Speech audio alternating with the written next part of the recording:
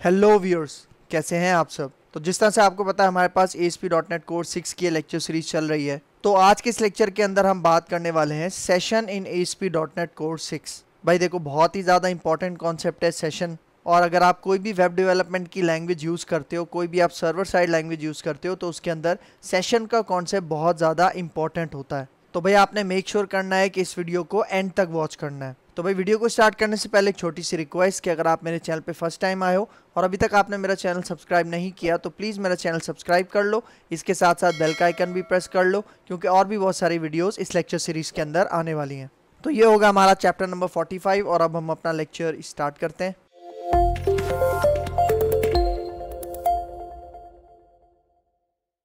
तो भाई देखो, सेशन इन ASP.NET कोर। भाई देखो, सेशन का एक बेसिक कॉन्सेप्ट क्या है वो मैं आपको बता देता हूँ स्टार्टिंग में। भाई देखो, आप सब ने फेसबुक का कॉन्सेप्ट यूज किया है, मतलब आप सब लोगों का सोशल मीडिया फेसबुक पे अकाउंट है। तो भाई जब भी आप फेसबुक पे लॉगिन करते हो तो क्या होता है, वहां पे आपका एक यूनिक यूजर सेशन क्रिएट होता है। इसका मतलब जब आप ईमेल पासवर्ड डाल के लॉगिन करते हो तो क्या होता है, आपका एक यूजर स्पेसिफिक सेशन क्रिएट होता है। और उसके बाद आप फेसबुक के अंदर जिस जिस पेज के ऊपर नेविगेट होगे वहां पे आपको आपका सेक्शन एक्सेस होगा।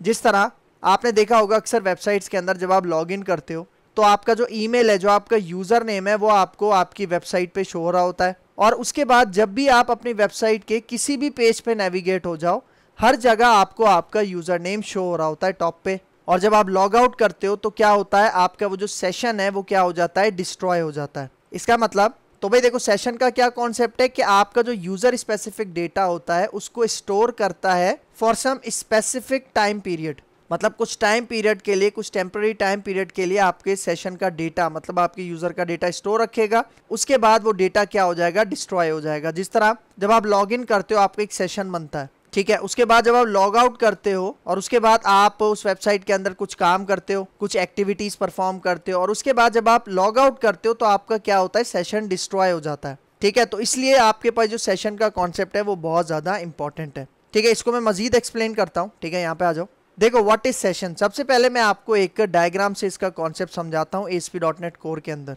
भाई देखो, सपोज करो कि मेरे पास कोई यूजर डेटा है। ठीक है, जिस तरह मैं अगर फेसबुक का यूजर हूं तो जब मैं लॉग इन करूंगा तो मैं उस एप्लीकेशन को, उस वेबसाइट को कुछ डेटा प्रोवाइड करूंगा, तो वो कहलाएगा मेरा यूजर डेटा। ठीक है, तो अब ASP.NET कोर के सिनेरियो पे इसको इंप्लीमेंट करते हैं कि भाई देखो, मेरे पास एक यूजर डेटा है, ठीक है, जो कि मैंने कहाँ पे जनरेट किया है, अपने इंडेक्स के एक्शन मेथड में मैंने जनरेट किया है। और अब मैं चाह रहा हूं कि भाई ये जो यूजर डेटा है ना, जो मैंने इंडेक्स के अंदर बनाया था, इंडेक्स के अंदर जनरेट किया था, अब मुझे इस यूजर डेटा को अलग अलग एक्शन मेथड्स में पास करना है। मतलब अलग अलग एक्शन मेथड के व्यूज में मुझे पास करना है। किस तरह से, भाई देखो, मैं कह रहा हूं ये जो यूजर डेटा है, ठीक है, ये मुझे अबाउट के एक्शन मेथड में भी पास करना है, मतलब अबाउट के व्यू में भी पास करना है। और यही यूजर डेटा मुझे फॉर एग्जांपल अपने डिटेल्स के एक एक्शन मेथड में भी पास करना है, व्यू में पास करना है। इस तरह के हमारे एप्लीकेशन के जितने भी व्यूज हैं, जितने भी एक्शन मेथड्स हैं, उन सब के अंदर मुझे ये यूजर डेटा एक्सेस करना है। लेकिन भाई देखो, आपको याद होगा हमने कुछ कॉन्सेप्ट्स कवर किए थे, view data, view back, temp data. उसके अंदर हमने देखा था कि भाई कंट्रोलर का डेटा हम एक्शन मेथड में किस तरह से पास करते हैं, व्यूज में किस तरह से पास कर सकते हैं।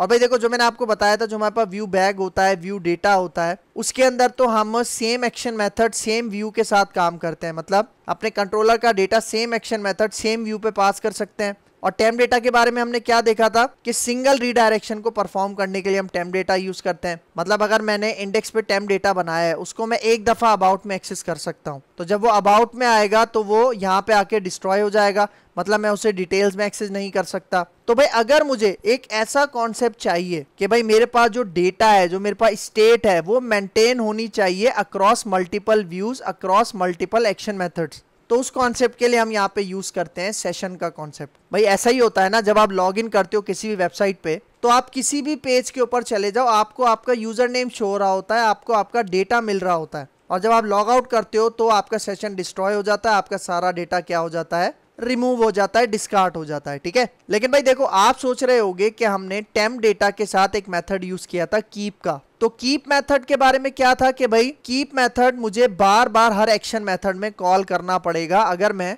हर एक्शन मेथड में उसको कीप करना चाहता हूं, मेंटेन करना चाहता हूं। लेकिन सेशन के अंदर ऐसा कोई कॉन्सेप्ट नहीं है। मतलब सेशन के अंदर आपको जस्ट क्या करना है, किसी भी एक्शन मेथड में, किसी भी व्यूज में उसको एक्सेस करना है। तो भाई अगर आपको व्यू बैक, व्यू डेटा और टेम्प डेटा के बारे में नहीं पता तो मैं रिकमेंड करूंगा कि इसी प्लेलिस्ट के अंदर से आपको व्यू बैक, व्यू डेटा और टेम्प डेटा की वीडियोस मिल जाएंगी। ठीक है, तो ये कॉन्सेप्ट होता है आपके पास सेशन का। अब आते हैं यहाँ पे कुछ स्टेप्स हैं। भाई देखो ASP.NET Core 6 के अंदर सेशन को इम्प्लीमेंट करने का तरीका थोड़ा सा डिफरेंट है। मतलब अगर आप ASP.NET Core के प्रीवियस वर्जन यूज करके आ रहे हो या फिर अगर आप ASP.NET MVC 5 को यूज करके आ रहे हो, 4 को यूज करके आ रहे हो, तो वहां पे तरीका डिफरेंट था सेशन को इम्प्लीमेंट करने का। लेकिन यहाँ पे ASP.NET Core 6 के अंदर सेशन को इम्प्लीमेंट करने का तरीका थोड़ा सा डिफरेंट है। तो इसलिए लेक्चर आपके लिए बहुत ज़्यादा इंपॉर्टेंट होने वाला है। ठीक है, तो कुछ स्टेप्स हैं जिनको फॉलो करके हम यहाँ पे सेशन के कॉन्सेप्ट को इम्प्लीमेंट करेंगे। ठीक है, जिस तरह से यहाँ पे आ जाओ, सबसे पहले हम स्टेप 1 की बात करते हैं। ठीक है, देखो स्टेप 1 के अंदर हमें क्या करना है, यहाँ पे देखो add below line before build. Before build का मतलब भाई देखो हमारी बिल्ड कहाँ पे बन रही होती है, हमारी बिल्ड बन रही होती है हमारी program.cs फाइल के अंदर। तो अगर आपको सेशन का कॉन्सेप्ट इंप्लीमेंट करना है तो यहाँ पे देखो आपको कुछ सर्विसेज ऐड करनी पड़ेंगी अपनी program.cs फाइल के अंदर इस लाइन को लिख कर। ठीक है, तो इस स्टेप 1 को इंप्लीमेंट करते हैं। मैं आता हूँ विजुअल स्टूडियो में। ठीक है, तो यहाँ पे आ जाओ, एक हम न्यू प्रोजेक्ट क्रिएट करते हैं। क्रिएट अ न्यू प्रोजेक्ट पे क्लिक करता हूँ और यहाँ पे देखो आपको नजर आ रहा होगा ASP.NET Core web app MVC। आप इसको यहाँ से भी सिलेक्ट कर सकते हो या फिर यहाँ से लिस्ट में भी आपको मिल जाएगा। ठीक है, तो यहाँ पे मैं इसको सिलेक्ट करता हूँ और नेक्स्ट के ऊपर क्लिक करते हैं। ठीक है, और अपनी एप्लीकेशन का नाम मैं यहाँ पे रखता हूँ सेशन ASP Core 6। ठीक है, ये मैंने इसका नाम रखा और यहाँ पे आके अब नेक्स्ट करते हैं। ठीक है, .NET Core 6 हम यहाँ पे फ्रेमवर्क यूज़ कर रहे हैं और यहाँ पे आके अब मैं क्रिएट पे क्लिक करता हूँ। ठीक है, तो देखो हमारी एप्लीकेशन यहाँ पे क्रिएट हो चुकी है। तो सबसे पहले मुझे कहाँ जाना है, program.cs फाइल के अंदर जाना है, क्योंकि भाई देखो यहाँ पे मुझे सेशन से रिलेटेड कुछ सर्विसेज ऐड करनी है और यहाँ पे एक मिडिलवेयर ऐड करना है जिसकी मदद से मैं सेशन का कॉन्सेप्ट अपनी ASP.NET Core 6 एप्लीकेशन के अंदर यूज कर पाऊंगा। ठीक है, तो देखो स्लाइड में मैंने आपको सबसे पहले क्या बताया कि यहाँ पे देखो बिल्ड से पहले आपको ये वाली लाइन ऐड करनी है, मतलब सेशन से रिलेटेड आपको यहाँ पे कुछ सर्विसेज ऐड करनी है। ठीक है, यहाँ पे आ जाओ, देखो आपको ये नजर आ रही है ये लाइन, यहाँ पे हमारी एप्लीकेशन, हमारी ऐप क्या हो रही है, बिल्ड हो रही है। ठीक है, तो इससे पहले मतलब बिफोर में आपने क्या करना है, ये देखो यहाँ पे जो बिल्डर का वेरिएबल बना हुआ है, ठीक है, इसी को आपने यूज करना है। ठीक है, सर्विस क्रिएट करने के लिए तो यहाँ पे देखो बिल्डर डॉट आपने यहाँ पे सर्विसेज और फिर यहाँ पे आपने एक सर्विस यहाँ पे यूज करनी है जो कि आपको सेशन से रिलेटेड सर्विसेज प्रोवाइड करता है और उसका क्या नाम है, यहाँ पे देखो ऐड सेशन। ठीक है, ये आपने यहाँ पे इस तरह से पास करना है। ठीक है, तो फर्स्ट स्टेप में आपने ये वाली लाइन ऐड करनी है बिल्ड से पहले। उसके बाद यहाँ पे आ जाओ, फिर आपने देखो add below line after build, मतलब यहाँ पे देखो एक मिडिलवेयर है हमारे पास जिसका नाम क्या है, यूज सेशन। आपने इसको ऐड करना है कहाँ पे, आफ्टर बिल्ड। ठीक है, किस तरह से, यहाँ पे आ जाओ। ठीक है, देखो जो हमारी बिल्ड हो रही है यहाँ पे, ठीक है, इससे नीचे चलते हैं। ये देखो ये जो मिडिलवेयर यहाँ पे कॉल हुए हैं, ठीक है, यहाँ पे मैं इसके टॉप पे यहाँ पे मैं कह देता हूँ ऐप डॉट यूज सेशन। क्या यूज कर रहा हूँ यहाँ पे, ऐप डॉट यूज सेशन, मतलब पहले मैंने उसको ऐड किया और अब यहाँ पे इस मिडिलवेयर के जरिए मैं इसको यूज करूंगा। ठीक है, तो ये तो हो गया हमारा फर्स्ट स्टेप। ठीक है, उसके बाद आगे आ जाओ स्टेप नंबर 2 के ऊपर और यहाँ पे देखो क्या कह रहा है, क्रिएट सेशन वेरिएबल। मतलब सेशन वेरिएबल आप क्रिएट किस तरह से करोगे, मतलब किस तरह से अपना सेशन बनाओगे, किस तरह से उसके अंदर डेटा स्टोर करोगे। ठीक है, तो यहाँ पे आ जाओ। ठीक है, तो मैं चलता हूँ अपने कंट्रोलर्स के अंदर। यहाँ पे देखो बाय डिफॉल्ट हमें एक होम कंट्रोलर मिलता है। ठीक है, तो यहाँ आ जाओ नीचे, यहाँ पे देखो आपको इंडेक्स सेक्शन मेथड नजर आ रहा है, इसका व्यू भी ऑटोमेटिक यहाँ पे जनरेट हुआ हुआ है। व्यूज के फोल्डर में आ जाओ। ठीक है, होम के फोल्डर में आ जाओ, तो ये देखो इंडेक्स यहाँ पे मौजूद है व्यू। ठीक है, इसको मैं ओपन कर लेता हूँ। ठीक है, तो अब यहाँ पे आ जाओ, ये जो हमारा इंडेक्स का एक्शन मेथड है ना, यहाँ पे मैं क्या करता हूँ, यहाँ पे मैं अपना एक सेशन वेरिएबल क्रिएट करता हूँ। ठीक है, अच्छा देखो सेशन को क्रिएट करने से पहले यहाँ पे देखो आपको टॉप पे एक नेम स्पेस ऐड करना है। ठीक है, और वो नेम स्पेस क्या है, यहाँ पे देखो माइक्रोसॉफ्ट, ठीक है, .ASP.NET Core और उसके बाद पे HTTP। ठीक है, देखो HTTP नजर आ रहा है, यहाँ पे आके आपने इसको ऐड करना है। ठीक है, फिर यहाँ पे आ जाओ नीचे, सही, और अब यहाँ पे देखो, ठीक है, सेशन वेरिएबल बनाने के लिए आपको यहाँ पे क्या लिखना पड़ेगा, यहाँ पे देखो HTTP कॉन्टेक्स्ट। ठीक है, मतलब ये जो आपके पास क्लास है ये कहाँ पे ऐड है, जो कि मैंने अभी नेम स्पेस टॉप पे ऐड किया। तो यहाँ पे देखो इसके अंदर मैं क्या कर रहा हूँ, HTTP कॉन्टेक्स्ट यूज कर रहा हूँ और फिर डॉट सेशन और फिर सेट स्ट्रिंग। भाई देखो सेशन के अंदर ना आप मल्टीपल टाइप का डेटा स्टोर कर सकते हो। अभी यहाँ पे मैं क्या कर रहा हूँ, अपने सेशन के अंदर स्ट्रिंग टाइप का डेटा स्टोर कर रहा हूँ। और भाई देखो ये जो सेट स्ट्रिंग का मेथड है ये क्या करेगा, ये हमारे सेशन के अंदर स्ट्रिंग को स्टोर करवाएगा। और भाई देखो ये जो सेट स्ट्रिंग का मेथड है ये 2 आर्ग्यूमेंट्स हमारे पास एक्सेप्ट करता है। सबसे पहली आती है यहाँ पे की, मतलब आप इसको की कह सकते हो या वेरिएबल नेम कह सकते हो। और सेकंड जो पैरामीटर है इसके अंदर आप इसको वैल्यू असाइन करोगे। इसका मतलब ये जो की है, ये जो सेशन वेरिएबल है, इसके अंदर आप कौन सा डेटा स्टोर करना चाह रहे हो, ये वाला जो प्रोग्राम मेंटोर मेरे चैनल का नाम है, ये मैंने स्ट्रिंग की फॉर्म में अपनी इस की के अंदर, इस वेरिएबल नेम के अंदर स्टोर कर दिया। तो इस तरह से क्या बन गया, आपका एक सेशन वेरिएबल बन गया। ठीक है, तो ये सेशन वेरिएबल मैं बनाता हूँ, कहाँ पे बनाता हूँ, यहाँ पे आ जाओ। ठीक है, देखो ये जो हमारे पास इंडेक्स का एक्शन मेथड है, इसके अंदर यहाँ पे मैं http कॉन्टेक्स्ट, ठीक है, http कॉन्टेक्स्ट यहाँ पे इसको एक्सेस करते हैं और फिर डॉट लगा के यहाँ पे सेशन, ठीक है, और उसके बाद स्ट्रिंग यहाँ पे सेट कर रहा हूँ, तो यहाँ पे मैं यूज़ करता हूँ सेट स्ट्रिंग। नीचे आप देख रहे हो, आप चाहो तो यहाँ पे कोई ऑब्जेक्ट भी सेट कर सकते हो, आप चाहो तो यहाँ पे इंटीजर भी सेट कर सकते हो। ठीक है, तो यहाँ पे मैं अभी सेट करता हूँ स्ट्रिंग। ठीक है, और मैंने क्या बताया, इसके पहले आर्ग्यूमेंट के अंदर क्या आएगी, आपके की का नाम, आपके सेशन वेरिएबल का नाम। तो यहाँ पे मैं इसका नाम रख देता हूँ फॉर एग्जांपल माई की, और इसके अंदर मैं वैल्यू क्या स्टोर कर रहा हूँ, स्ट्रिंग वैल्यू, अपने चैनल का नाम, और मैं यहाँ पे कह देता हूँ प्रोग्राम मेंटोर। ठीक है, तो देखो ये बन गया मेरा सेशन वेरिएबल। मतलब मैं जब भी सेशन वेरिएबल को एक्सेस करूंगा तो कैसे एक्सेस करूंगा, इस की मदद से, इस सेशन वेरिएबल की मदद से। इसका मतलब भाई देखो, जब मैं फर्स्ट टाइम अपनी एप्लीकेशन रन करूंगा तो होम कंट्रोलर का इंडेक्स एक्शन मेथड चलेगा ना, तो जैसे ही इंडेक्स एक्शन मेथड चलेगा, इंडेक्स का व्यू रिटर्न होगा और ये लाइन एग्जीक्यूट हो जाएगी। इसका मतलब हमारे पास ये सेशन वेरिएबल यहाँ पे क्या हो जाएगा, क्रिएट हो जाएगा। ठीक है, फिर इसको एक्सेस किस तरह से करना है, ठीक है, तो यहाँ पे आ जाओ। ठीक है, अच्छा यहाँ पे देखो, यहाँ पे एक पॉइंट बता रहा है बहुत ज्यादा important, we can set different type of values in a session. मतलब जरूरी नहीं है कि आप यहाँ पे स्ट्रिंग ही स्टोर करो, आप इंटीजर स्टोर कर सकते हो, कोई ऑब्जेक्ट है, कोई दूसरी वैल्यूज है, आप उसको स्टोर कर सकते हो। ठीक है, फिर आ जाओ स्टेप नंबर 3, और यहाँ पे देखो अब क्या कह रहा है, एक्सेस सेशन वेरिएबल। मतलब देखो स्टेप 2 में हमने सेशन वेरिएबल को क्रिएट किया, लेकिन अब अगर मुझे इस सेशन वेरिएबल को एक्सेस करना है मल्टीपल एक्शन मेथड्स के अंदर, तो वो काम किस तरह से करूंगा। यहाँ पे देखो एक लाइन है, देखो उसी तरह से http कॉन्टेक्स्ट फिर सेशन, और अब देखो अब मैं यहाँ पे यूज कर रहा हूँ गेट स्ट्रिंग। मतलब देखो पहले मैं यूज कर रहा था सेट स्ट्रिंग सेशन बनाने के लिए, और अब यहाँ पे मैं यूज कर रहा हूँ गेट स्ट्रिंग सेशन को रिट्रीव करने के लिए। और इसके अंदर यहाँ पे देखो सिर्फ मैंने एक पैरामीटर पास किया है, और वो क्या है, हमारी की, हमारा सेशन वेरिएबल नेम। मतलब जो मैंने यहाँ पे रखा था ना, उसी नाम से आप क्या करोगे, इसको एक्सेस करोगे। ठीक है, तो यहाँ पे आ जाओ, मैं इसको एक्सेस करके दिखाता हूँ। तो भाई देखो इसको मैं एक्सेस कहाँ करता हूँ, इसको एक्सेस करने के लिए मैं एक अबाउट का यहाँ पे एक्शन मेथड और व्यू बना लेता हूँ। ठीक है, मैं इसको यहाँ पे कॉपी पेस्ट करता हूँ और यहाँ पे मैं कहता हूँ अबाउट। ठीक है, और यहाँ पे इसके ऊपर मैं राइट क्लिक करता हूँ और इसका मैं एक व्यू यहाँ पे बना लेता हूँ। ठीक है, ऐड व्यू के ऊपर क्लिक करते हैं।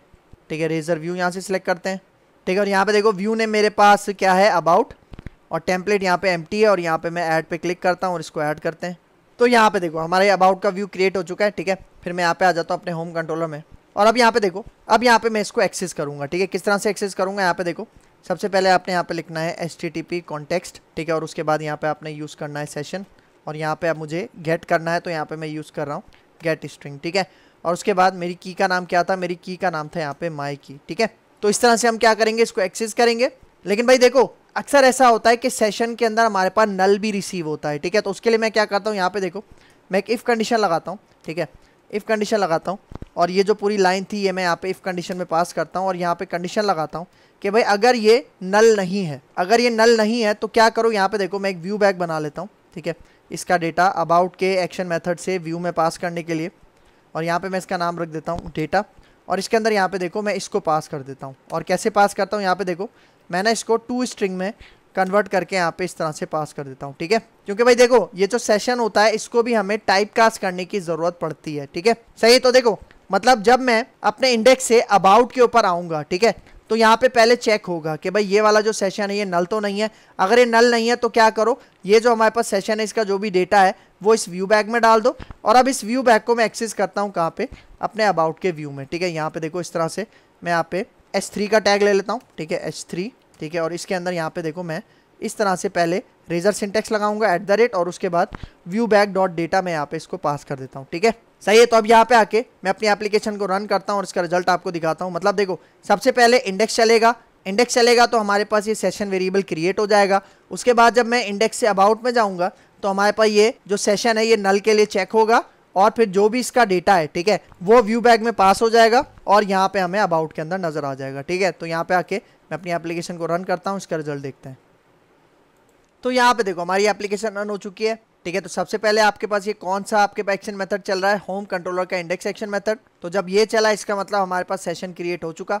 और अब मैं यहाँ पे देखो यूआरएल से मैं चलता हूँ अपने होम कंट्रोलर के कौन से एक्शन मेथड में, अबाउट के पास। ठीक है, तो यहाँ पे आके मैं एंटर करता हूँ, तो ये देखो ये आपको रिजल्ट नजर आ रहा है, प्रोग्राम मेंटोर, जो कि मैंने अपने सेशन के अंदर स्टोर किया था और अबाउट के व्यू के अंदर यहाँ पे मैंने इसको इस तरह से एक्सेस किया था। और भाई देखो मैंने आपको क्या बताया था कि भाई जो सेशन वेरिएबल है जरूरी नहीं है आप इसको सिर्फ सिंगल रिडायरेक्शन के लिए यूज करो, आप इसको जितने भी व्यूज जितने भी एक्शन मेथड में चाहो एक्सेस कर सकते हो। ठीक है, किस तरह से, यहाँ पे देखो, यहाँ पे आके मैं इसको स्टॉप करता हूँ। ठीक है। और देखो ये जो सेम कोड है, ये जो सेम एक्शन मेथड है, इसको मैं यहाँ से कॉपी करता हूँ, नीचे यहाँ पे मैं इसको पेस्ट करता हूँ और यहाँ पे देखो मैं बना लेता हूँ एक डिटेल्स के लिए एक एक्शन मेथड बना लेता हूँ। ठीक है, इस तरह से डिटेल्स के लिए एक एक्शन मेथड बनाता हूँ। ठीक है, ये कोड यहाँ पे सेम रहेगा और अब मैं इसका एक व्यू जनरेट कर लेता हूँ। ठीक है, तो राइट क्लिक करते हैं, ऐड व्यू के ऊपर जाते हैं, रेजर व्यू यहाँ से सिलेक्ट करूँगा और उसके बाद देखो इसी नाम से मैं यहाँ पे एक व्यू ऐड कर दूंगा। ठीक है, ठीक है, तो यहाँ पे देखो ये डिटेल्स का हमारे पास जो व्यू है वो बन चुका है। ठीक है, और अब यहाँ पे आ जाओ, ये जो अबाउट के अंदर ये देखो ये वाली जो लाइन थी इसको मैं यहाँ से कॉपी करता हूँ और यहाँ पे आके डिटेल्स के अंदर नीचे इसको इस तरह से पेस्ट कर देता हूँ। क्योंकि भाई देखो यहाँ पे ये जो मैंने व्यू बैक बनाया था, ठीक है, डिटेल्स के अंदर देखो इसका नाम भी क्या है, व्यू बैक डॉट डेटा, और इसी के अंदर मैं अपने सेशन को रिट्रीव कर रहा हूँ। तो यहाँ पे आ जाओ, डिटेल्स के अंदर भी मैं इसी तरह से यहाँ पे काम कर रहा हूँ। ठीक है, तो अब यहाँ पे आके मैं अपनी एप्लीकेशन दोबारा रन करता हूँ और इसका रिजल्ट आपको दिखाता हूँ। तो ये देखो हमारी एप्लीकेशन रन हो चुकी है। ठीक है, और अब मैं यहाँ पे आता हूँ। ठीक है, कहाँ पे, अपने होम के अबाउट पे। तो यहाँ पे आके मैं एंटर करता हूँ, इसका रिजल्ट देखना। ये देखो यहाँ पे एक्सेस हो रहा है प्रोग्राम मेंटोर, मतलब सेशन बिल्कुल सक्सेसफुली एग्जीक्यूट हो रहा है। और फिर यहाँ पे आ जाओ, अब मैं यहाँ पे होम के वो जो मैंने डिटेल्स का एक्शन मेथड बनाया था उसको मैं यहाँ पे कॉल करता हूँ। यहाँ पे आके एंटर करते हैं तो यहाँ पे देखो यहाँ पे भी बिल्कुल सक्सेसफुली हमारे पास हमारा सेशन रिट्रीव हो रहा है। देख रहे हो, यही इसका कॉन्सेप्ट है कि आप मल्टीपल व्यूज में रीडायरेक्ट हो जाओ, मल्टीपल एक्शन मेथड में, मतलब अक्रॉस अपनी पूरी एप्लीकेशन के अंदर अगर आप रीडायरेक्ट होते हो आपको वहां पे सेशन मिलेगा। मतलब सेशन को डिस्ट्रॉय करना पड़ता है। भाई देखो सेशन को एक तो हम मेथड के थ्रू भी डिस्ट्रॉय कर सकते हैं, ये अभी मैं आपको बताता हूँ। एक दूसरा तरीका भी है और वो क्या है कि अगर आप अपना ब्राउजर बंद कर देते हो, अगर आप अपना ब्राउजर यहाँ से क्लोज कर देते हो और उसके बाद दोबारा आप इसको ओपन करोगे तो आपको यहाँ पे ये सेशन रिट्रीव नहीं होगा। ठीक है, ये भी अभी मैं करके दिखाता हूँ आपको। ठीक है, तो कॉन्सेप्ट समझ में आया, इस तरह से हम क्या करते हैं, सेशन के साथ काम करते हैं। ठीक है, तो यहाँ पे आके अपनी मैं एप्लीकेशन को स्टॉप करता हूँ। ठीक है, और अब आते हैं इसकी कुछ थ्योरी के ऊपर और बाकी का प्रैक्टिकल वर्क कंटिन्यू करते हैं। ठीक है, तो यहाँ पे देखो हमारे पास स्टेप 2 हो गया और स्टेप 3 हो गया। ठीक है, अच्छा अब आ जाओ, अब एक है हमारे पास स्टेप नंबर 4 और वो क्या है, यहाँ पे देखो क्या कह रहा है, if you want to access session directly in view not in action method then you have to use HTTP context accessor. मतलब देखो भाई अभी जो हमने अपना सेशन एक्सेस किया था वो कहाँ पे एक्सेस किया था, एक्शन मेथड में उसको एक्सेस किया था और फिर व्यू बैक की मदद से उसको ट्रांसफर कर दिया था व्यू के अंदर। लेकिन अब मैं यहाँ पे कह रहा हूँ कि भाई ये जो मेरा सेशन मैंने बनाया था अगर मुझे उसे डायरेक्टली अपने व्यू में एक्सेस करना है तो उसके लिए मैं कॉन्सेप्ट यूज करूंगा HTTP कॉन्टेक्स्ट एक्सेसर का। किस तरह से, यहाँ पे आ जाओ भाई, ये देखो ये जो हमारा कंट्रोलर है ना इसके अंदर ही जो मैंने अबाउट का एक्शन मेथड बनाया था। ठीक है, इसके अंदर देखो ये जो पूरा इफ ब्लॉक है ना इसको मैं यहाँ से क्या करता हूँ, Ctrl+K Ctrl+C, मतलब इसको मैं यहाँ से कमेंट कर रहा हूँ और अब आ जाओ अबाउट के व्यू के अंदर। ठीक है, तो देखो ये वाली लाइन मैं यहाँ से कमेंट आउट कर रहा हूँ। ठीक है, और अब देखो सबसे पहले मैं क्या करता हूँ, यहाँ पे देखो अबाउट के अंदर टॉप पे एक नेम स्पेस यहाँ पे यूज करता हूँ। ठीक है, तो देखो यहाँ पे मैं कहता हूँ यूजिंग और उसके बाद यूजिंग के बाद यहाँ पे देखो मैं इसको कहता हूँ माइक्रोसॉफ्ट। ठीक है, .ASP.NET Core और वो जो मैंने HTTP वाला यहाँ पे नेम स्पेस यूज़ किया था ना वो मैं यहाँ पे ऐड करता हूँ। ठीक है, और उसके बाद देखो यही जो नेम स्पेस है इसको मैं यहाँ से कॉपी करता हूँ। ठीक है, और उसके बाद यहाँ पे देखो मैं यहाँ पे एक डायरेक्टिव यूज़ करता हूँ इंजेक्ट की। ठीक है, इंजेक्ट मैं यहाँ पे यूज़ कर रहा हूँ और इसके अंदर यहाँ पे देखो मैं यूज़ करूँगा HTTP कॉन्टेक्स्ट एक्सेसर। देख रहे हो, और इसका मैं यहाँ पे एक ऑब्जेक्ट बना लेता हूँ, वेरिएबल बना लेता हूँ और इसका नाम मैं यहाँ पे रख देता हूँ एक्सेसर। मतलब देखो ये जो मैंने एक्सेसर बनाया है ना किस टाइप का, HTTP कॉन्टेक्स्ट एक्सेसर टाइप का, इसी की मदद से मैं क्या करूँगा, अपने सेशन को डायरेक्टली एक्सेस करूँगा अपने व्यू के अंदर। किस तरह से, यहाँ पे देखो। ठीक है, यहाँ पे मैं S3 का टैग यहाँ पे ओपन करता हूँ और अब यहाँ पे @ लगाता हूँ। सबसे पहले यहाँ पे देखो मैं एक्सेसर लगाता हूँ। ठीक है, ये जो एक्सेसर था ना ये मैंने यहाँ पे बनाया। ठीक है, इसका नाम आप कुछ भी रख सकते हो। ठीक है, @एक्सेसर और उसके बाद डॉट लगा के यहाँ पे HTTP कॉन्टेक्स्ट और फिर यहाँ पे सेशन और फिर यहाँ पे गेट स्ट्रिंग। ठीक है, गेट स्ट्रिंग और वो जो मेरी की थी उसका मैंने नाम क्या रखा था, माई की। ठीक है, मतलब अब यहाँ पे देखो ये जो मेरा सेशन था उसको मैं डायरेक्टली क्या कर रहा हूँ, अपने व्यू के अंदर एक्सेस कर रहा हूँ। किसकी मदद से, यहाँ पे देखो ये HTTP कॉन्टेक्स्ट एक्सेसर की मदद से।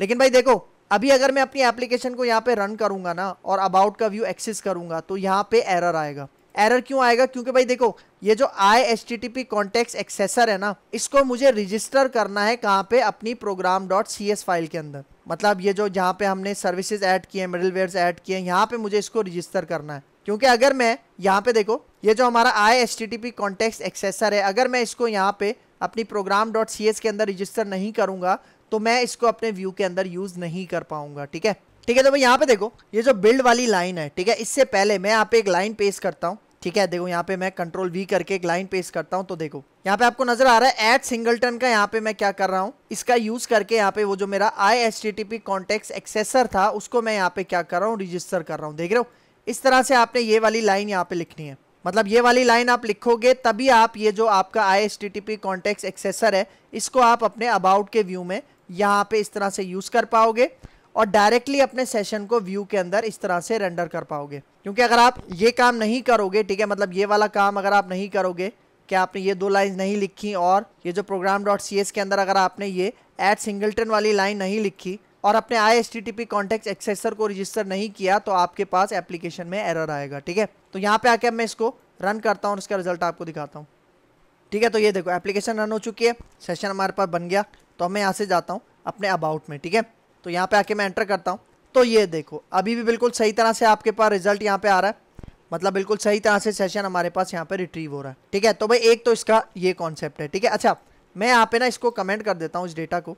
ठीक है, तो भाई यहाँ पे देखो ये जो भी मैंने काम किया है ना IHTTP कॉन्टेक्स्ट एक्सेसर वाला, ठीक है, इसको मैं यहाँ से कमेंट कर देता हूँ क्योंकि मैं वही कॉन्सेप्ट यूज़ कर रहा हूँ जो मैं पहले यूज़ कर रहा था। ठीक है, देखो ये वाली लाइन मैं यहाँ से कमेंट आउट करता हूँ, Ctrl+K Ctrl+C, और यही जो व्यू बैग है इसी को मैं यहाँ से क्या कर देता हूँ, अनकमेंट कर देता हूँ। और ये जो दोनों लाइन्स हैं इसको भी मैं यहाँ से कमेंट आउट कर देता हूँ। सही है, मतलब आप इस तरह से भी यूज़ कर सकते हो और इस तरह से भी यूज़ कर सकते हो जिस तरह मैंने पहले किया था। ठीक है, तो ये जो अबाउट के अंदर इफ ब्लॉक है इसको भी मैं अनकमेंट कर देता हूँ, Ctrl+K Ctrl+U। ठीक है, तो मतलब मैं इसको इस तरह से काम करना चाह रहा हूँ।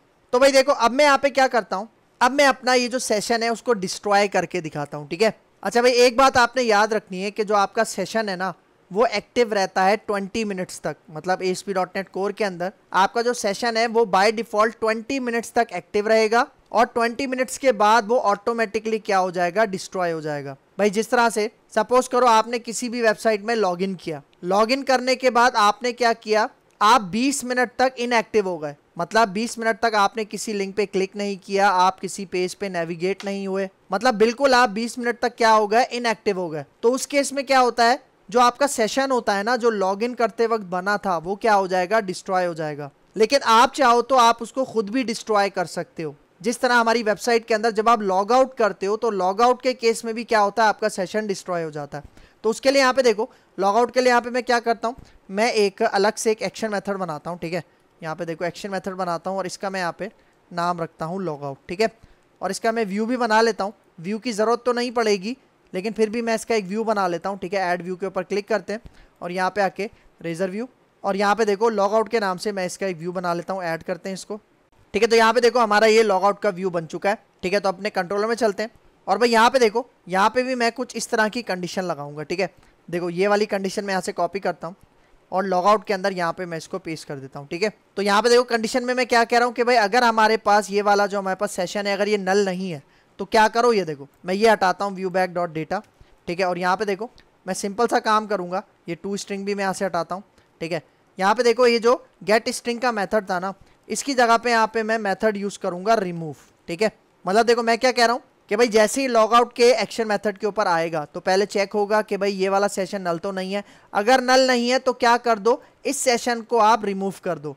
कौन से सेशन को, जिसकी की मैंने यहाँ पे पास की है। तो इससे क्या होगा कि आपका जो सेशन है ये रिमूव हो जाएगा। ठीक है, तो देखो यहाँ पे आके मैं अपनी एप्लीकेशन को रन करता हूँ और इसका रिजल्ट आपको दिखाता हूँ। ठीक है, देखो इंडेक्स का एक्शन मेथड एग्जीक्यूट हो गया, मतलब हमारा सेशन बन गया। और अब मैं यहाँ से चलता हूँ home/about के ऊपर। ठीक है, आपको दिखा देता हूँ, यहाँ पे देखो प्रोग्राम मेंटोर हमें मिल रहा है। ठीक है, सेम इसी तरह अगर मैं अबाउट से चलता हूँ डिटेल्स पे। ठीक है, कहाँ पे चलता हूँ, अबाउट से चलता हूँ डिटेल्स पे एंटर करते हैं तो देखो यहाँ पे प्रोग्राम मेंटोर मिल रहा है। और अब मैं क्या कर रहा हूँ, इस सेशन को डिस्ट्रॉय करना चाह रहा हूँ। सेशन डिस्ट्रॉय होगा, इसका मतलब सेशन के अंदर ये जो मैंने स्ट्रिंग वैल्यू स्टोर की थी ये भी डिस्ट्रॉय हो जाएगी। ठीक है, तो यहाँ पे देखो मैंने क्या करना है, होम का यहाँ पे कौन सा एक्शन मेथड कॉल करना है, डिस्ट्रॉय। तो देखो यहाँ पे आके जैसे ही मैं एंटर करता हूँ, अच्छा सॉरी डिस्ट्रॉय नाम नहीं था, मैंने उसका नाम रखा था लॉग आउट। ठीक है, क्या नाम रखा था, लॉग आउट। तो यहाँ पे आके मैं एंटर करता हूँ तो ये देखो जैसे ही मैंने यहाँ पे लॉग आउट के एक्शन मेथड को यहाँ पे एंटर किया तो देखो लॉग आउट का व्यू आ गया। भाई देखो मैंने यहाँ पे लॉग आउट इसका नाम इसलिए रखा था क्योंकि लॉगिन के अंदर भी इसी तरह का काम होता है कि लॉग आउट में हम अपना सेशन डिस्ट्रॉय करते हैं। ये आगे जाके जब मैं एक आपको कंप्लीट लॉगिन फॉर्म बनाना सिखाऊंगा विद डेटाबेस तो उसके अंदर सेशन का कॉन्सेप्ट हम दोबारा से इंप्लीमेंट करेंगे। यहाँ पे आज मैं आपको सिर्फ और सिर्फ सेशन का कॉन्सेप्ट समझा रहा हूँ। भाई देखो हमारे पास क्या हुआ, जैसे ही मैं लॉग आउट के ऊपर आया हमारा सेशन डिस्ट्रॉय हो गया। अब अगर मैं यहाँ से दोबारा जाता हूँ डिटेल्स के ऊपर तो आप रिजल्ट देखना, ठीक है, देखो home/details एंटर करता हूं तो ये देखो अब आपके पास यहाँ पे प्रोग्राम मेंटोर एक्सेस नहीं हो रहा क्योंकि उसका सेशन डिस्ट्रॉय हो चुका है। ठीक है, सेम इसी तरह अगर आप यहाँ पे आ जाओ, मैं अबाउट पे जाता हूँ, ठीक है, तो अबाउट पे भी आपको वो जो सेशन है वो देखने को नहीं मिलेगा, देख रहे हो। तो इस तरह से आप क्या कर सकते हो, आप अपना सेशन क्या कर सकते हो, डिस्ट्रॉय कर सकते हो। ठीक है, अच्छा भाई देखो, सेशन को डिस्ट्रॉय करने का एक और तरीका भी है। मतलब अगर आप अपना ब्राउजर बंद कर देते हो और दोबारा रीओपन करते हो तो आपका सेशन क्या हो जाता है, उस केस में भी डिस्ट्रॉय हो जाता है। ठीक है, मैं आपको करके दिखाता हूँ। यहाँ पे आ जाओ, मैं इसको स्टॉप करता हूँ और अपनी एप्लीकेशन को मैं दोबारा से रन करता हूँ। ठीक है, देखो हमारी एप्लीकेशन दोबारा से रन हो चुकी है। भाई देखो, इसका जो यूआरएल है इसको मैं कॉपी करता हूँ और इसको मैं एक दूसरे ब्राउजर पे अप्लाई करके आपको दिखाता हूँ। ठीक है, यहाँ पे देखो मेरे पास ये माइक्रोसॉफ्ट एज वाला ब्राउजर है। ठीक है, इसको मैं ओपन करता हूँ और इसके अंदर यहाँ पे देखो मैं इसको पास करता हूँ और भाई देखो हमारी जो एप्लीकेशन है वो भी रन हो रही है। ठीक है, मैंने उसको स्टॉप नहीं किया विजुअल स्टूडियो में, ये याद रखना। ठीक है, एंटर करते हैं। देखो जैसे ही रन किया आपके पास होम कंट्रोलर का इंडेक्स सेक्शन मेथड चल गया, मतलब सेशन हमारे पास बन गया। और अब मैं यहाँ से जाता हूँ कहाँ पे, अपने home/about के ऊपर। ठीक है, यहाँ पे देखो home/about, यहाँ पे आके एंटर करता हूँ तो ये देखो प्रोग्राम मेंटोर आपको मिल रहा है।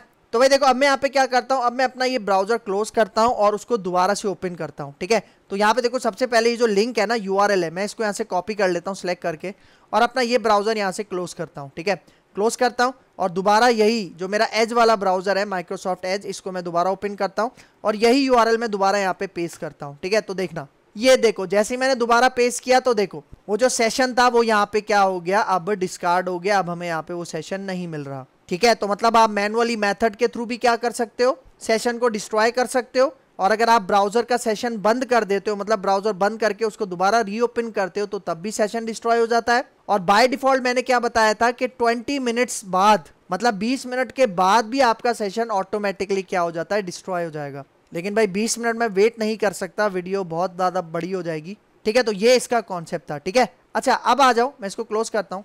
अब आ जाओ हम अपनी थियरी की तरफ चलते हैं, यहाँ पे आ जाओ। ठीक है, तो अब यहाँ पे देखो व्हाट इज सेशन। ठीक है, प्रैक्टिकल हमने कर लिया, इसके कुछ थ्योरेटिकल पॉइंट्स हैं जो कि इंटरव्यू के हवाले से बहुत ज़्यादा इंपॉर्टेंट हो सकते हैं। ठीक है, तो यहाँ पे देखो क्या कह रहा है, it is a state management technique. मतलब सेशन को क्या कहा जा रहा है, एक स्टेट मैनेजमेंट टेक्निक कहा जा रहा है। स्टेट मैनेजमेंट किसे कहते हैं भाई, देखो हमें ना वेबसाइट के अंदर ना अक्सर अपना डेटा स्टोर करना पड़ता है। जिस तरह यूज़र का डेटा होता है, लॉगिन करते हैं तो उसके क्रेडेंशियल्स हमें स्टोर करने होते हैं। और सिर्फ स्टोर नहीं, जब भी हम रीडायरेक्शन करते हैं ना, मतलब एक पेज से, एक व्यू से दूसरे व्यू में नेविगेट होते हैं, एक एक्शन मेथड से दूसरे एक्शन मेथड में जाते हैं, तो वहां पे भी जो हमारा डेटा है वो रीडायरेक्शन में भी मेंटेन रहना चाहिए, स्टोर रहना चाहिए। ठीक है, तो इस कॉन्सेप्ट के लिए हम यूज करते हैं स्टेट मैनेजमेंट। और स्टेट मैनेजमेंट की एक टेक्निक है आपके पास सेशन। ठीक है, फिर आगे आ जाओ, यहाँ पे देखो क्या कह रहा है, session state is an ASP.NET core scenario for storage of user data while the user browses a web app. मतलब देखो क्या कह रहा है कि भाई जो हमारी वेबसाइट का यूजर होता है, जब भी वो हमारी एप्लीकेशन को ब्राउज करता है, यूज करता है, तो उसका जो डेटा होता है, जो यूजर स्पेसिफिक डेटा होता है, उसको स्टोर करने के लिए हम सेशन का कॉन्सेप्ट यूज करते हैं ASP.NET कोर के सिनेरियो में। फिर देखो next point, session state uses a store maintain by the app to persist data across request from a client. मतलब यहाँ पे देखो क्या कह रहा है कि आपकी जो वेब एप्लीकेशन होती है ना, वो एक स्टोर मेंटेन करती है और जो सेशन होता है वो उसी स्टोर के अंदर अपना सेशन क्रिएट करता है और उसी को यूज करता है। यूज कैसे करता है भाई, जब भी क्लाइंट कोई रिक्वेस्ट करेगा, कोई यूआरएल रिक्वेस्ट करेगा, तो उस केस में वो सेशन को रिट्रीव करके देता है। ठीक है, तो एक ये पॉइंट हो गया। फिर देखो next point, the session data is backed by a cache and considered ephemeral data. भाई देखो यहाँ पे क्या कह रहा है कि जो सेशन का डेटा हमारे पास स्टोर होता है ना, ये कैशे की मदद से क्या होता है, स्टोर होता है और इसको एक एफर्मल डेटा कंसिडर किया जाता है। भाई देखो एफर्मल डेटा का मतलब टेम्पररी डेटा, आरजी डेटा, जो कि कुछ टाइम के लिए स्टोर होता है, उसके बाद क्या होता है, वो डिस्ट्रॉय हो जाता है, डेड हो जाता है। जिस तरह मैंने बताया 20 मिनट्स बाद ऑटोमेटिकली क्या हो जाएगा, सेशन डेड हो जाएगा। ठीक है, तो इसका एक ये पॉइंट है। फिर आगे आ जाओ, अब यहाँ पे देखो, critical application data should be stored in the user database and cached in session only as a performance optimization। मतलब भाई यहाँ पे देखो, यहाँ पे कह रहा है कि भाई एप्लीकेशन का जो क्रिटिकल डेटा होता है ना, भाई देखो क्रिटिकल डेटा से मुराद इंपॉर्टेंट डेटा, जो इंपॉर्टेंट डेटा है वो तो डेटाबेस में ही स्टोर होना चाहिए। लेकिन जब हम उस डेटा को एक्सेस करते हैं अपनी एप्लीकेशन के अंदर और उसको multiple views, multiple action method में नेविगेट करवाते हैं, तो उसके लिए हम क्या करते हैं, सेशन का कॉन्सेप्ट यूज करते हैं। ठीक है, फिर देखो next point, the session is specific to the browser, sessions are not shared across browsers. भाई देखो बहुत ज्यादा इंपॉर्टेंट पॉइंट, मतलब भाई देखो यहाँ पे कह रहा है कि जो आपका सेशन है वो जिस ब्राउजर में बना है उसी के अंदर क्या होगा, उसी के अंदर वो मौजूद रहेगा। मतलब अगर मैंने गूगल क्रोम में अपना एक सेशन बनाया है किसी भी वेबसाइट के अंदर, तो वो गूगल क्रोम में ही मौजूद है। इसका मतलब अगर मैं यूआरएल कॉपी करके किसी दूसरे ब्राउजर पे, फॉर एग्जांपल मैं मोजिला फायरफॉक्स पे वो यूआरएल पेस्ट करता हूं, तो वहां पे मुझे वो सेशन नहीं मिलेगा, क्योंकि आपका जो सेशन होता है वो ब्राउजर स्पेसिफिक होता है। मतलब जिस ब्राउजर पे आपने बनाया है उसी ब्राउजर पे वो सेशन रिटेन रहेगा, मेंटेन रहेगा। ठीक है, देखो यहाँ पे यही पॉइंट कह रहा है, sessions are not shared across browsers. मतलब आपकी वेब एप्लीकेशन के अंदर अक्रॉस मल्टीपल पेजेस के अंदर तो सेशन रिट्रीव रहता है, लेकिन अक्रॉस मल्टीपल ब्राउजर पे सेशन आपके पास शेयर नहीं होता। फिर देखो नेक्स्ट पॉइंट, देखो यहाँ पे क्या कह रहा है, session are deleted when the browser session ends. देखो वही पॉइंट जो मैंने अभी आपको प्रैक्टिकल भी करके दिखाया कि आपका जो सेशन होता है वो डिलीट हो जाता है जब आप अपना ब्राउजर क्लोज करते हो। जैसे ब्राउजर क्लोज किया सेशन डिलीट हो जाएगा। अगर आप दोबारा से ब्राउजर ओपन करोगे तो आप देखोगे कि आपको आपका सेशन नहीं मिलेगा। ठीक है, फिर देखो next point, sessions are server side. इसका मतलब भाई देखो, ये जो सेशन आपके पास क्रिएट होते हैं, रिट्रीव होते हैं, ये सारा काम सर्वर पे हो रहा होता है। भाई देखो, सेशन के अलावा हमारे पास एक और कॉन्सेप्ट होता है जिसको हम कहते हैं कुकीज का, वो हम आगे जाके देखेंगे। कुकीज हमारे पास क्लाइंट साइड होती है, मतलब वो क्लाइंट साइड पे स्टोर होती हैं, आपके मशीन पे, आपके पीसी पे स्टोर होती हैं। लेकिन कुकीज और सेशन दोनों आपके पास स्टेट मैनेजमेंट की टेक्निक्स हैं, बट डिफरेंस क्या है कि सेशन सर्वर साइड होते हैं और कुकीज आपकी क्लाइंट साइड होती हैं। ठीक है, फिर आगे आ जाओ। अब यहाँ पे देखो एक और point, session is also use to pass data within the ASP.NET Core MVC application and unlike temp data. मतलब देखो यहाँ पे क्या कह रहा है कि आप सेशन को यूज करके भी अपना डेटा पास कर सकते हो पूरी एप्लीकेशन के अंदर। मतलब आपको पता है आपके एप्लीकेशन के अंदर मल्टीपल एक्शन मेथड्स होते हैं, मल्टीपल व्यूज होते हैं, तो आप अलग अलग एक्शन मेथड्स के अंदर क्या कर सकते हो, अपने सेशन को एक्सेस कर सकते हो, मतलब डेटा पास कर सकते हो। Unlike temp data, unlike temp data मतलब भाई देखो, टेम्प डेटा के अंदर क्या था कि सिंगल रिडायरेक्शन के लिए हम टेम्प डेटा को यूज करते थे। मतलब फॉर एग्जांपल मैंने इंडेक्स के एक्शन मेथड में टेम्प डेटा बनाया है, तो मैं उसे सिर्फ एक दफा अबाउट के एक्शन मेथड में एक्सेस कर सकता हूं, लेकिन अगर मैं अबाउट से डिटेल में एक्सेस करूंगा तो वो काम मैं नहीं कर सकता।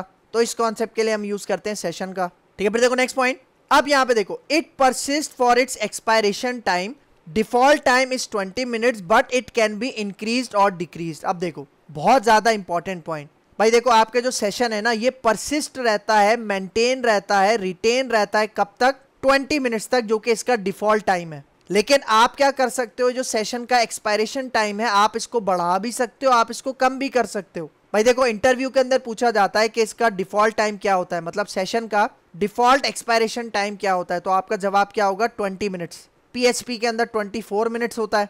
लेकिन भाई यहाँ पे देखो कह रहा है कि आप ये वाला जो टाइम है ना उसको आप बढ़ा भी सकते हो, कम भी कर सकते हो। कैसे कम कर सकते हो, भाई यहाँ पे आ जाओ। ये देखो, ये जो हमारी एप्लीकेशन के अंदर program.cs फाइल है ना, जहाँ पे ये देखो जो मैंने ऐड सेशन वाला ये सर्विस यहाँ पे ऐड किया ना, इसी के अंदर आप क्या कर सकते हो, टाइम भी डिफाइन कर सकते हो। किस तरह से डिफाइन कर सकते हो, भाई देखो एक कोडिंग है, वो मैं इसकी जगह पे यहाँ पे पेस्ट करता हूँ। यहाँ पे देखो ये ऐड सेशन, इसको मैं यहाँ से रिमूव करता हूँ, ठीक है, और यहाँ पे मैं कोड ऐड करता हूँ, पेस्ट करता हूँ। ये देखो ये वही मेथड मैं यूज कर रहा हूँ, ऐड सेशन, लेकिन इसके अंदर आप देखो, इसके अंदर यहाँ पे देखो मैंने कुछ कोड यहाँ पे एंटर किया, ये वाला। मतलब यहाँ पे देखो एक एरो फंक्शन मैंने पास किया और इसके अंदर यहाँ पे देखो मैंने एक पैरामीटर बनाया ऑप्शंस, और इसी ऑप्शंस की मदद से यहाँ पे देखो मैं यूज कर रहा हूँ आइडल टाइम आउट। और टाइम आउट के अंदर यहाँ पे देखो टाइम स्पैन और देखो फ्रॉम मिनट्स, और यहाँ पे देखो मिनट्स में कितने पास कर रहा हूँ, 10।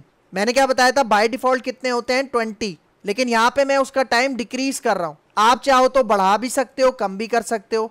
मतलब यहाँ पे अभी 10 मिनट की बात कर रहा है, इसका मतलब कि भाई जब आपका सेशन बनेगा और बनने के बाद अगर आप इनएक्टिव रहते हो अपनी वेबसाइट के ऊपर, मतलब आप किसी लिंक पे क्लिक नहीं करते, आप कहीं रीडायरेक्ट नहीं होते, इसका मतलब आप इनएक्टिव हो। तो अगर आप 10 मिनट तक इनएक्टिव होगे तो क्या होगा, आपका जो सेशन है वो ऑटोमेटिक डिस्ट्रॉय हो जाएगा। और ये काम देखो मैंने कहाँ पे किया, जहाँ पे मैंने ऐड सेशन वाला मेथड किया था उसके अंदर यहाँ पे मैंने ये वाला काम किया। ठीक है, तो अगर आप इसकी एक्सपायरेशन टाइम सेट करना चाह रहे हो तो आप इस तरह से इसको कर सकते हो। बाकी डिफॉल्ट टाइम क्या होता है, 20 मिनट्स। ठीक है, तो ये हो गया इसका सेकंड पॉइंट। अब आ जाओ थर्ड पॉइंट। देखो क्या कह रहा है, session is valid for all request not for a single redirect. मैंने आपको क्या बताया कि भाई जो आपका सेशन है वो सारे एक्शन मेथड, सारे व्यूज के अंदर एक्सेसिबल होता है। इसका मतलब कोई भी एप्लीकेशन की रिक्वेस्ट आ जाए, मतलब यूजर आपकी वेबसाइट का कोई भी पेज एक्सेस कर ले, वहां पे आप सेशन को एक्सेस कर सकते हो जब वो एक दफा क्रिएट हो जाता है। मतलब यहाँ पे क्या कह रहा है, not for a single redirect. Single redirect के लिए हम टेम्प डेटा का कॉन्सेप्ट यूज करते हैं। ठीक है, तो इसका ये भी इंपॉर्टेंट पॉइंट है। फिर आ जाओ, अब देखो यहाँ पे क्या कह रहा है, a session state stores application specific data in key value pairs. मतलब देखो यहाँ पे क्या कह रहा है, सेशन के अंदर जो आप डेटा स्टोर करते हो वो बेसिकली की वैल्यू पेयर्स के अंदर स्टोर होता है। की वैल्यू पेयर्स किस तरह से, यहाँ पे देखो, ठीक है, यहाँ पे आ जाओ कंट्रोलर में, और यहाँ पे देखो जहाँ पे मैंने अपना ये सेशन बनाया था, ये आपको नजर आ रहा होगा इंडेक्स के अंदर। तो यहाँ पे देखो सबसे पहले मैंने की डिफाइन की थी और उसके बाद इस की के ऊपर मैंने वैल्यू स्टोर की थी जो कि थी स्ट्रिंग वैल्यू प्रोग्राम एंटर। ठीक है, तो यही पॉइंट यहाँ पे बता रहा है। फिर आगे आ जाओ नेक्स्ट पॉइंट। अब यहाँ पे देखो क्या कह रहा है, a session state stores user specific information for an ASP.NET MVC application. देखो वही पॉइंट बता रहा है जो मैंने लेक्चर के शुरू में बताया था कि भाई जिस तरह से आप फेसबुक पे लॉगिन होते हो तो जो यूजर लॉगिन हुआ है उसी की जो डिटेल्स हैं वो सेशन के अंदर स्टोर होती हैं, और वही डिटेल्स मतलब जिस तरह से यूजर नेम होता है वो आपको अलग अलग पेजेस में देखने को मिलता है जब तक आप लॉग आउट नहीं करते। ठीक है, फिर देखो next point, however the scope of session state is limited to the current browser session. मतलब देखो यहाँ पे वही बात कर रहा है कि भाई जो सेशन का स्कोप होता है ना वो तब तक रहता है, मतलब तब तक जिंदा रहता है जब तक आपका ब्राउजर का सेशन क्या है, एक्टिव है।